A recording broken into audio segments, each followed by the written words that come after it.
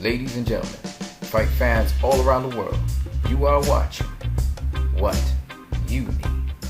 There has definitely been a changing of the guard, and this has signaled a new era of boxing. We now have a whole bunch of younger heavyweights in the heavyweight division, no longer held down and controlled by Vladimir Klitschko. We have Deontay Wilder and Tyson Fury, who are the two main champions of that division, and a whole bunch of younger fighters now, which is very exciting. But I want to look at divisions which have gotten an infusion of new blood into them from lower divisions. So let's look at, first of all, the light heavyweight division. And the dynamics of that division are changing daily. We have two younger fighters. Of course, Bernard Hopkins has been deposed by Sergey Kovalev, signaling in the new era for that division. But what's interesting about that division is we have some young up-and-coming prospects coming up, and as well, they're becoming contenders in Elida Alvarez. Andres Fonfora has already been there for a little while. Artur Beterbiev is a big contender to look at. Yunieski Gonzalez is proving that he's there to match the skills and abilities of the top-level fighters. And Marcus Brown. Now, what is interesting about this division, in addition to these young, blooded, strong, hungry fighters that are coming up, is that we're going to have the entry into this division of Andre Ward. As you can see here, he's ranked number 4 in the WBO. And in addition, of course, we had Lucian Bute, who was up in that division for a little bit, and I don't know if he'll return. But that's two guys from the lower division who have been in the light heavyweight division, and Andre Ward is the most recent addition to that division from a lower division. And he definitely will change up the dynamics of the division, because he's considered a much more skilled and well-rounded fighter than almost all the fighters in that division. So I would look forward to seeing Andre Ward's present in that division and what opponents he faces. Now, in the middleweight division, it is considered a division that sort of lacks depth. You know, Daniel Jacobs is still sculpting himself.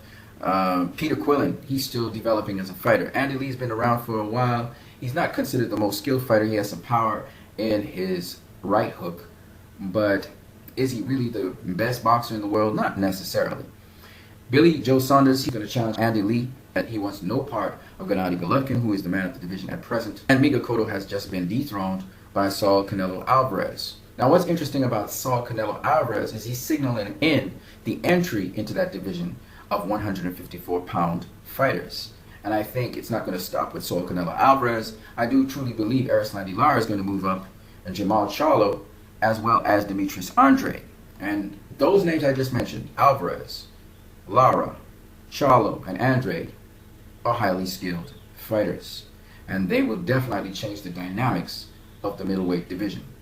Now I want to talk about one more division, which is the welterweight division. But the welterweight division is interesting in that it's already packed with very highly skilled fighters. I mean, it is packed to capacity. Now, there are only two older fighters in that division. They are Manny Pacquiao and Juan Manuel Marquez, and I do believe those two fighters are winding down their careers. They're looking at their last fight. Manny Pacquiao having his last fight next year, as well as Juan Manuel Marquez.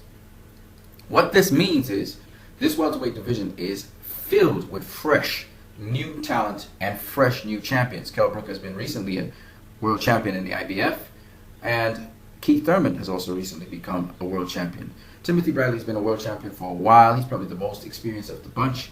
But other than that, you're talking about a number of fighters that come from super lightweight into this division, as well as fighters who have been in the division for a while who are making a name for themselves.